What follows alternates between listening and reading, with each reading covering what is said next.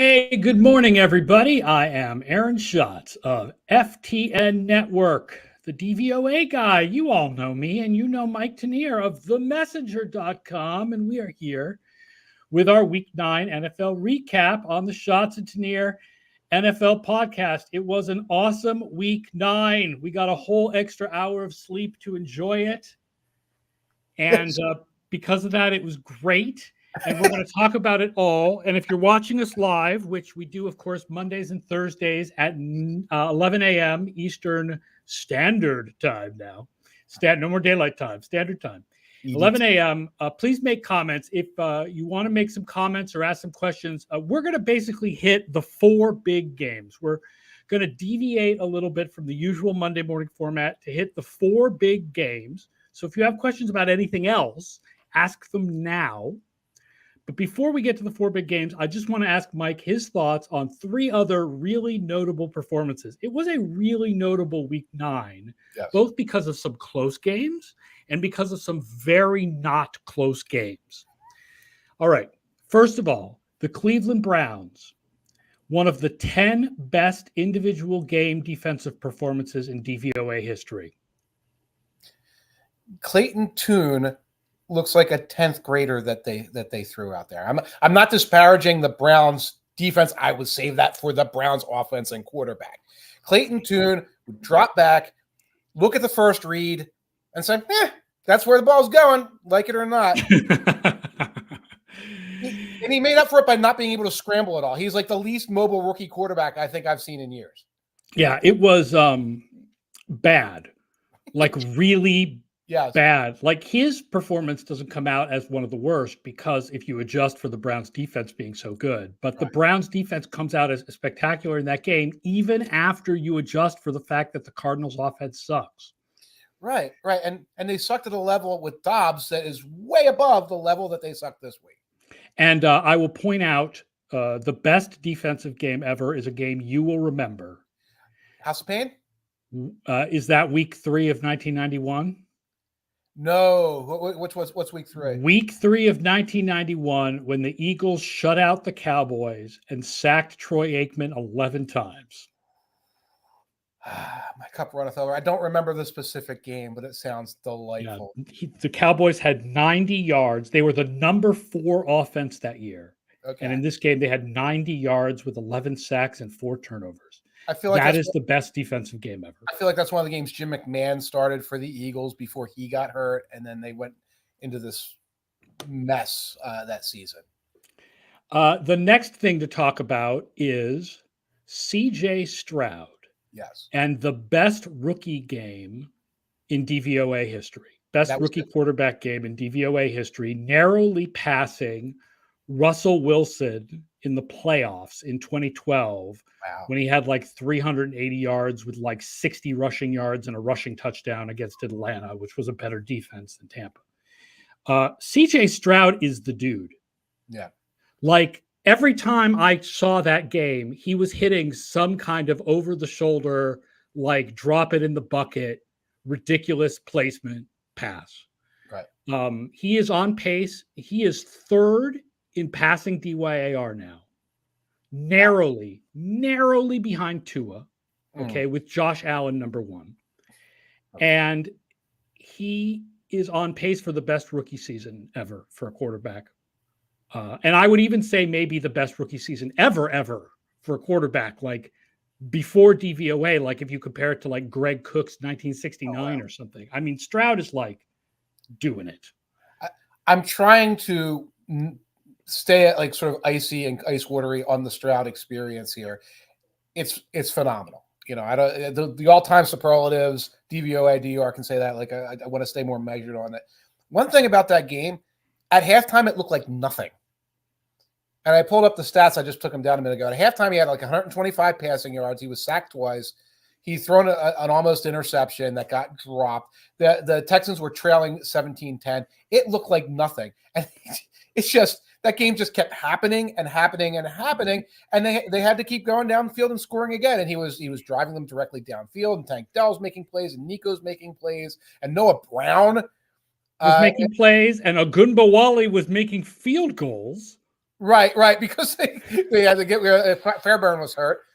It was really an unusual, unique game. It was also a sloppy game. There were like 18 penalties.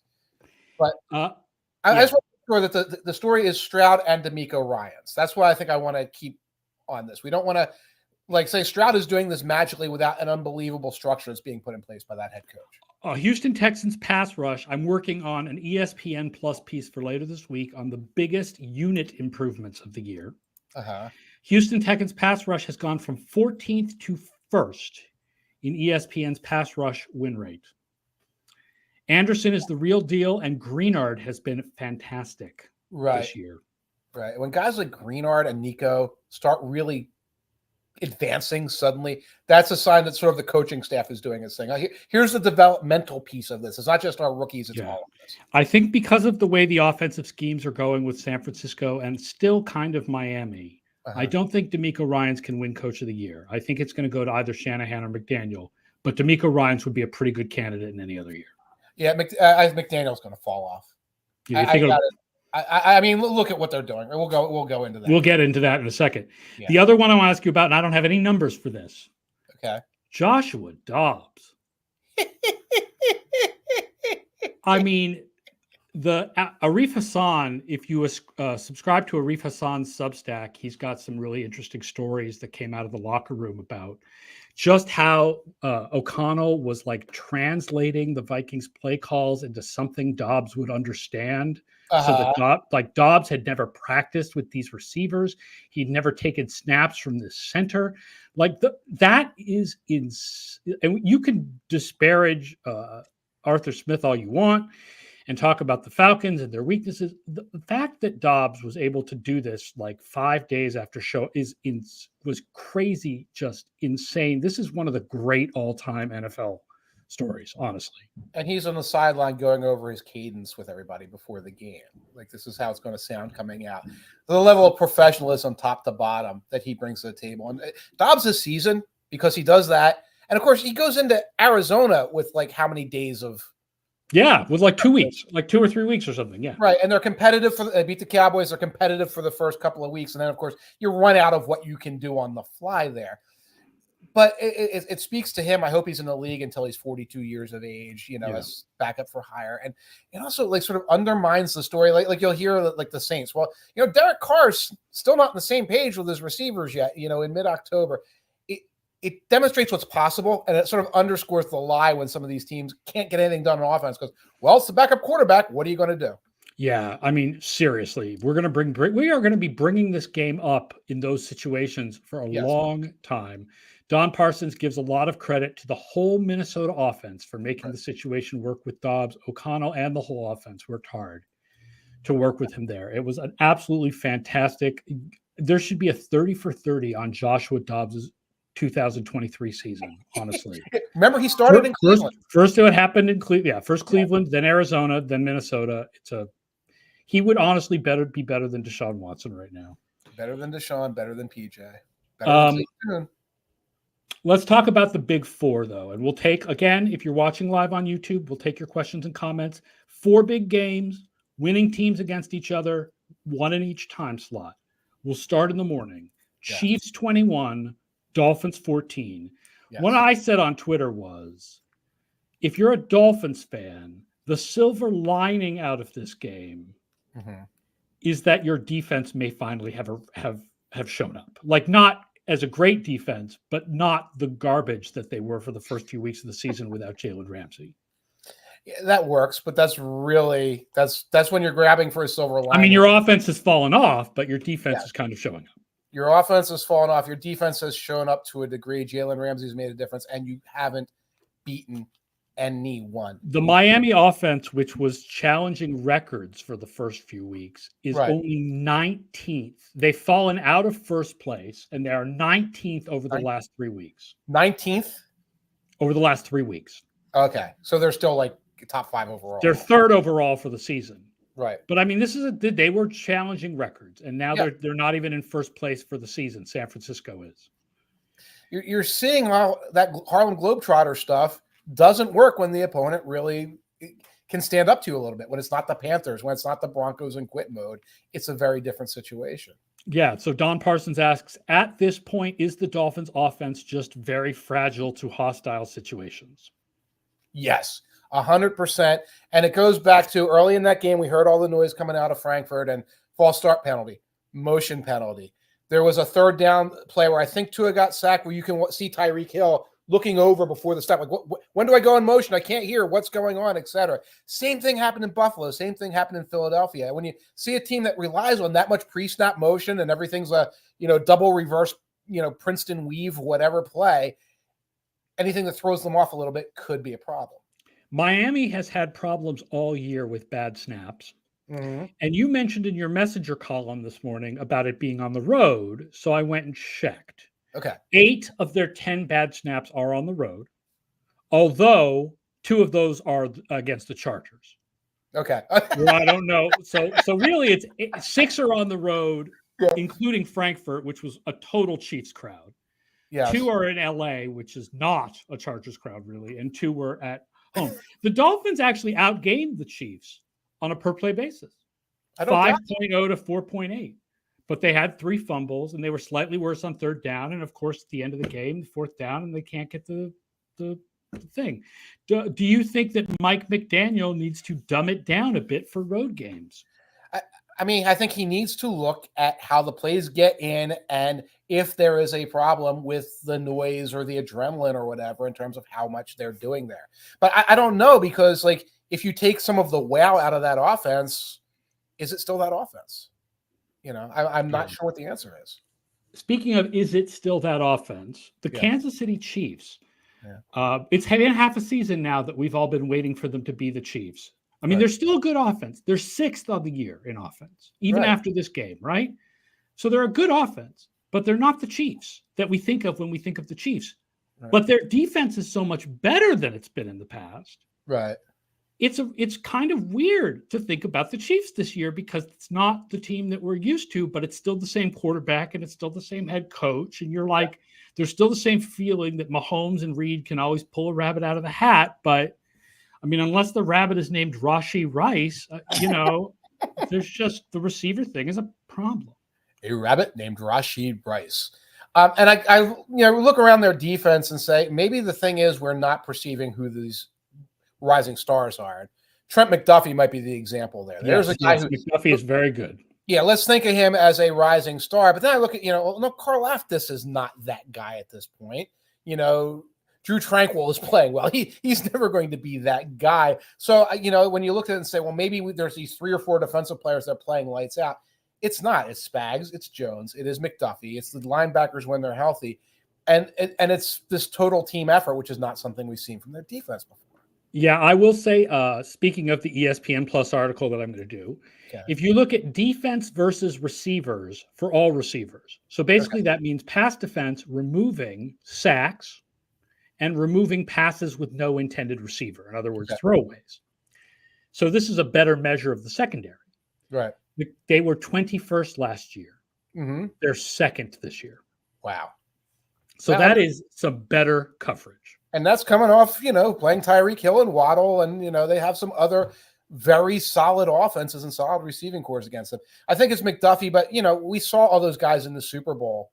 We talked to them in the Super Bowl, all those other young cornerbacks there. It might be a situation partially where you go down the nickel, you go down the dime, they're better there than most teams are, certainly than a team like the Eagles are when they go to nickel or dime, and that's making a difference for them. They are currently number 2 in DVOA. Ravens are number 1, right? Number 1 is the next team we're going to talk about by a ridiculous amount. Wow. Number 1, the Baltimore Ravens. Ravens 37, Seahawks 3. You got to feel a little vindicated coming in with the Ravens ranked number 1, and they did it all in 2 quarters. This game was scoreless after the first quarter. Oh yeah.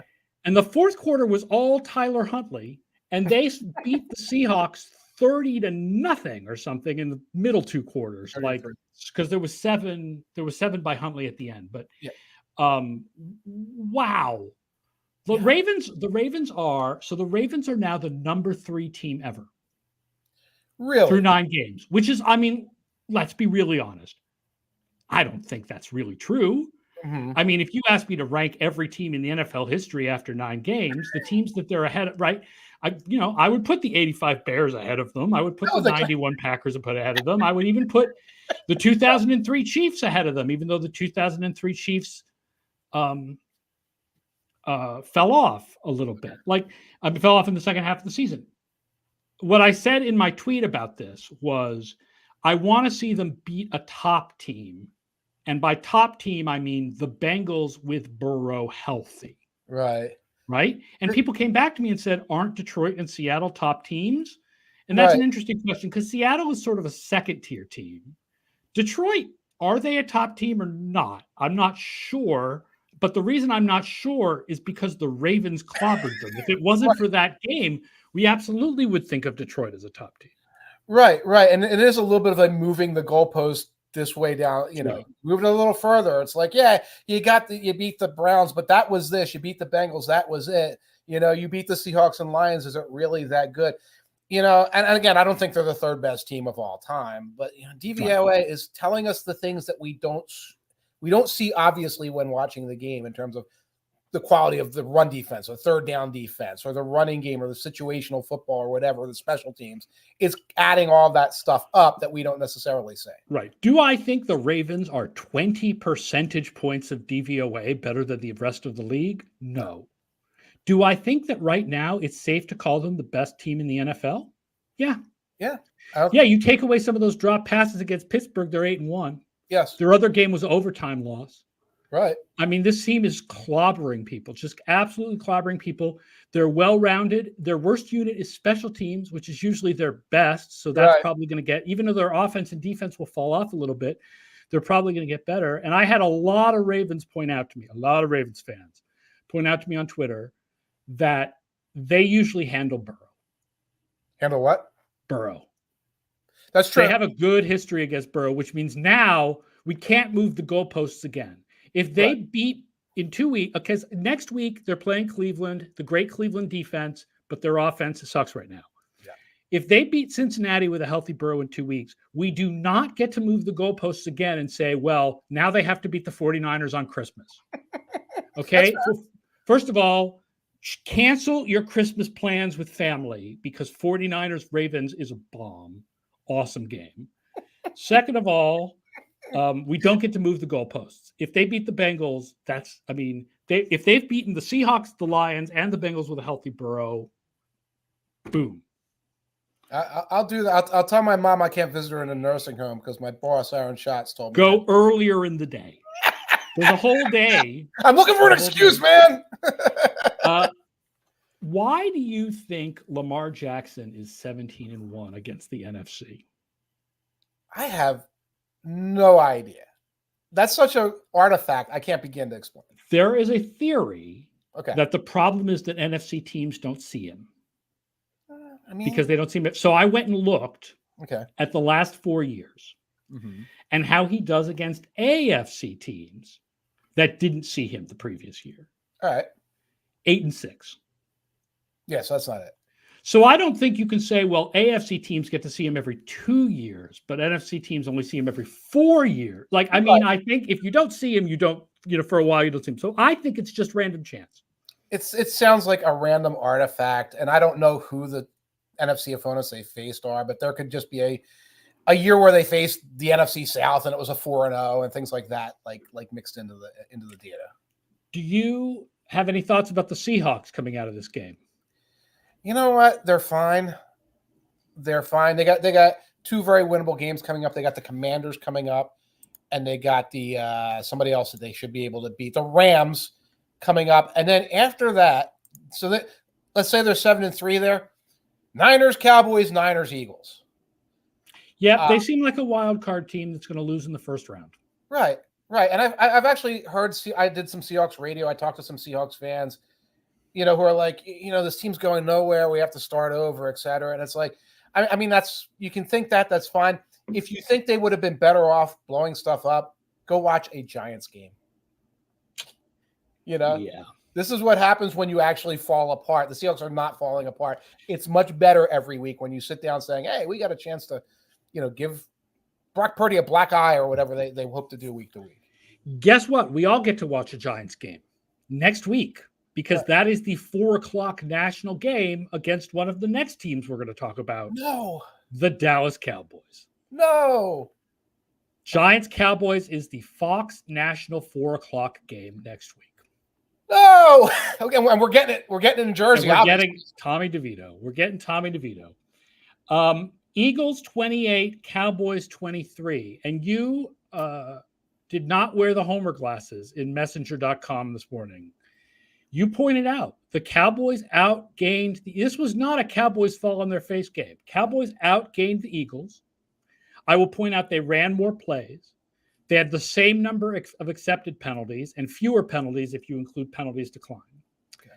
Would it shock you if I told you this was the one game this week with reverse post-game win expectancy? Not in the least. I had that in my mind when I was writing it up. Like, this is the reverse DVOA game. I've worked with you for 20 years, man. All right. 3 Eagles fumbles that get recovered by the Eagles. And it's right. And that doesn't even include, like, DVOA isn't even measuring that Dak stepped out on the half-yard line on the 2-point conversion. Like, right. DVOA doesn't know the difference between Schoonmaker, an incomplete pass on 4th and down, and Schoonmaker being 3 inches from the end zone on 4th and goal, right? Like, DVOA doesn't even know those things, and it thinks Dallas played the better game. Yeah, and it's like, until the final play, which was kind of banana pants, the Cowboys weren't making Cowboys mistakes. They were like, oh, yes, we're an inch out of bounds. We're an inch short of the goal line. They're making these non-repeatable, random, these things just keep happening to the Cowboys mistakes. And the Eagles were making mistakes and sort of getting away with it. So I'm not surprised by the reverse DVOA at all.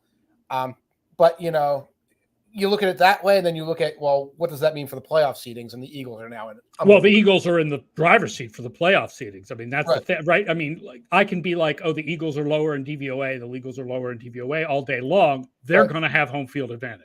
Right. They're very likely. I mean, the Detroit schedule is easy and the Philadelphia schedule is harder. So it's not completely assured that they're the number 1 seed. And I don't have the odds in front of me, but they're probably the number 1 seed in the NFC. And that's what you want. So, and you start by winning your division, and now they're in very good position to win your division. It starts there, and you work your way from there. I mean, again, I feel like the Eagles, they're down to 10th now in DVOA. It just feels too low. But they just have a lot of these really close games, and they got a little bit outplayed by Dallas. They are the 4th lowest 8-1 team in history. I since actually, 81. And again, I didn't talk to you about this beforehand. I just wrote something for my midterm grades for the NFL, and I said this was one of the least impressive 8-1 defending conference champions in the history of NFL. But they still are 8-1. Yeah, who are above them? Who are below them, actually? Oh yeah, that's right. 2022 Vikings, 2014 Cardinals. No memory. That's one of those. 2012 Falcons. Yeah.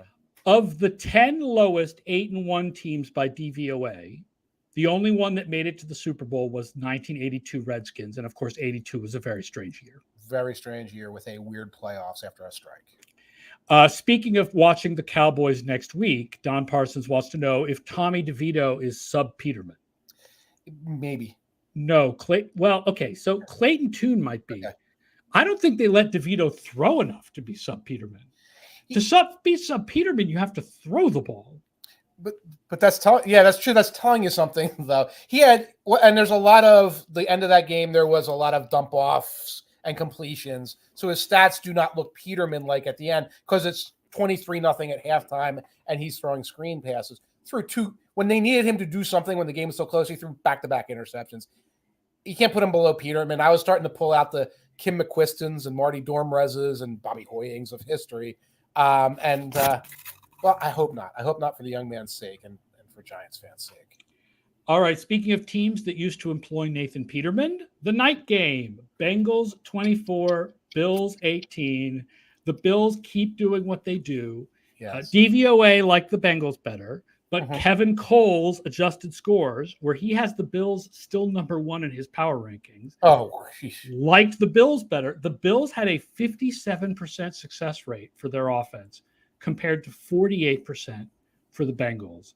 The problem was they didn't have long plays, and the Bengals did, explosive plays, and they had turnovers. Right. I cannot imagine having them number one in any analytic at this point. And you and I have been through a lot. We've had some teams at number one in DVOA in history. But goodness. They have had negative games in 3 of their last 4 games. Right. And since week 5, they have the worst defense in the league. Yes.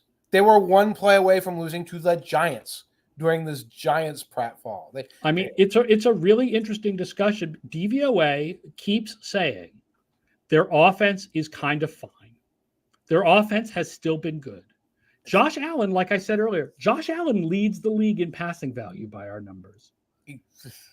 But their defense has been terrible, and they've had some bad fumbles. They've had bad fumbles.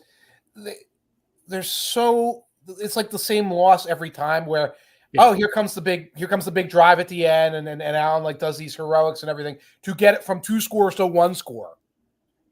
That routine again. And it's like, where were you in the second quarter? Where were you in the first quarter, et cetera?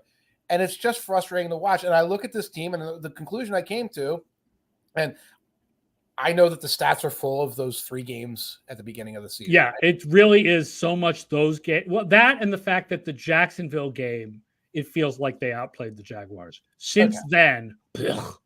Right. And I can't shake the impression that this team on this window peaked last year. They peaked last year, and they're on that decline as we speak. Is the Bills' defense issue just a case of the injuries and not being able to adjust to losing some players? At this point, the defense is playing so badly, it's got to be more than just the injuries, but a lot of it is the injuries. I am so tired of hearing about the Bills' injuries. No team has milked more from a safety and a linebacker hurt. That's it for us. No team has milked more out of that. If you start going down the rosters of all these other teams, you're going to find that injuries that are just as bad that they're overcoming. I will say again, I think the injuries are a huge big deal. It's a cornerback, a linebacker, and a very important pass rush defensive tackle. But part of that is Von Miller is not Von Miller. I think Von Miller may be done. And that's part of it, right? Because part of the expectations for the Bills this year was, Von Miller will come back and he'll be Von Miller. He's not. Right. Not Von Miller. But what an expectation that is. The guy we picked up as this will help us go over the top in 2022 and gets hurt and is 35 or whatever, is going to come back in 2023 and he's going to be that guy again. That's not a realistic expectation. This is a team that should be getting that from Greg Rousseau and from these other pass rushers who have been they're not right now. They're not. But they're not getting anything real out of it. All right, let's count down the top 10 in DVOA, which we've given you hints at. Mm-hmm. Number 10, and again, I know this is strange, the Eagles. Yeah.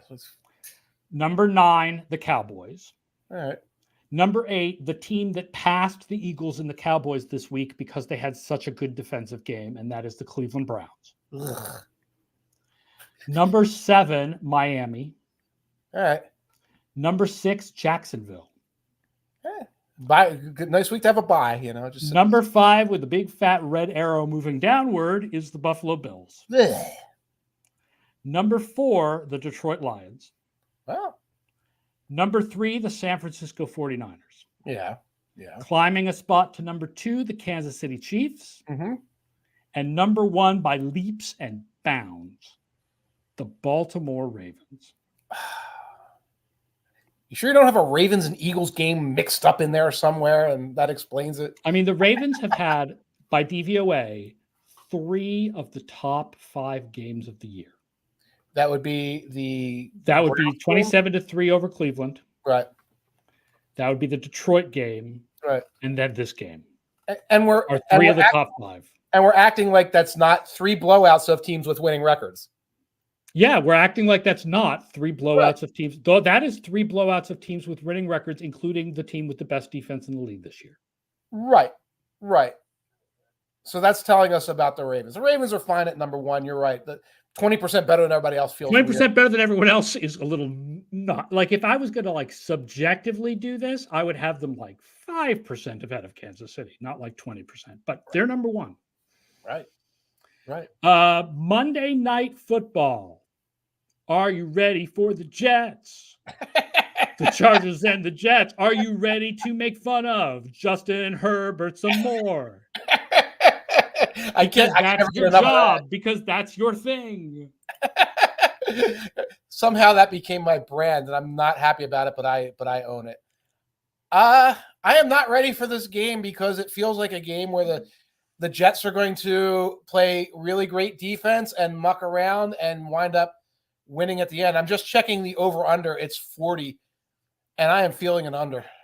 Eric Eager on Threads earlier today said he made a call. He said, I'm putting it up for now. Jets are going to win the division. Call your shot. I don't hate it. I'm not willing to go there. If you like that, I'm pulling the futures up right now. I still feel like Miami can right the ship on its offense and its defense will get better. And with the Buffalo injury, I feel like Miami will win the division. Okay, you can get the Jets plus 600. To win the division. I agree with you. The Dolphins have some more. They got the Raiders coming up, the Commanders coming up, the Titans will have fallen off by then.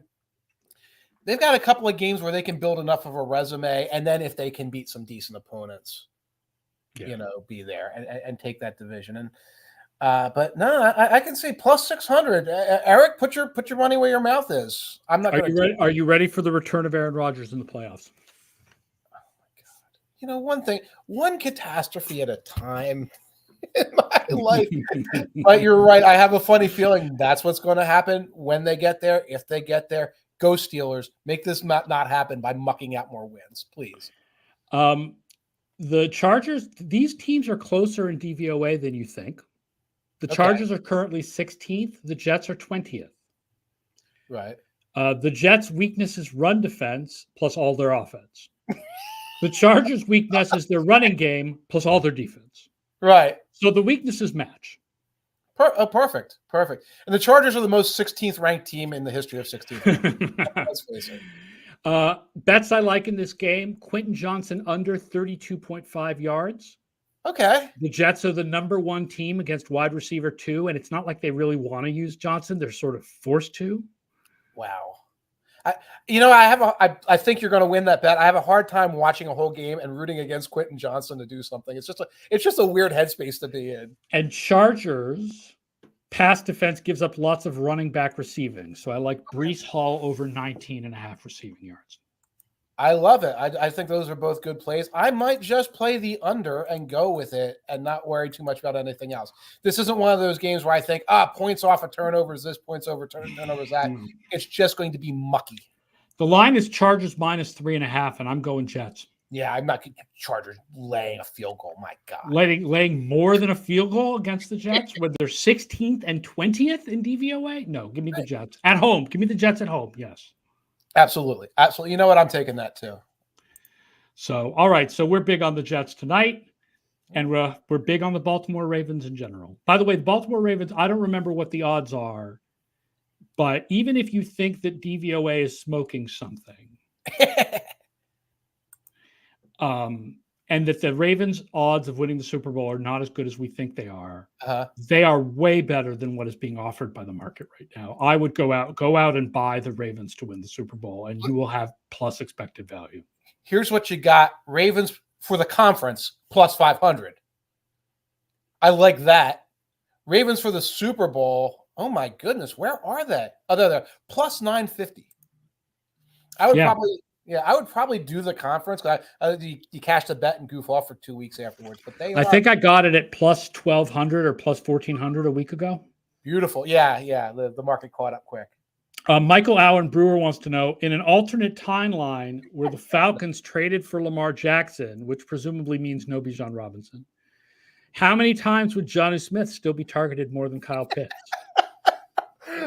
It's like a word problem. If a train leaves Boston going at 40 miles an hour, and oh my And God. Johnny Smith is traded to the Atlanta Falcons. How many 60-yard screen pass touchdowns does he score? Where did that come from? Jeez. I don't want to think about what Arthur Smith would do with Lamar Jackson. No, That's he'd probably scramble a lot. He would be scrambling a lot as he tries to figure out. You talk about too much motion in the Mike McDaniel offense. Watch the Falcons offense. And you got guys going in motion who don't know what their role is. All right. That does it for our Week 9 recap and our November 6th show. Again, we are here every Monday and Thursday at 11 a.m. I believe Mike's off on Thursday, but we'll have a co-host, probably one of the old Football Outsiders guys. Once again, he's Mike Tanier, Messenger, themessenger.com. Make sure you have themessenger.com. And I'm Aaron Schatz at ftnfantasy.com/DVOA. That does it for today's show. We'll see you again Thursday morning, 11 a.m. Eastern. Enjoy Monday Night Football as much as it's humanly possible to enjoy a Jets-Chargers game.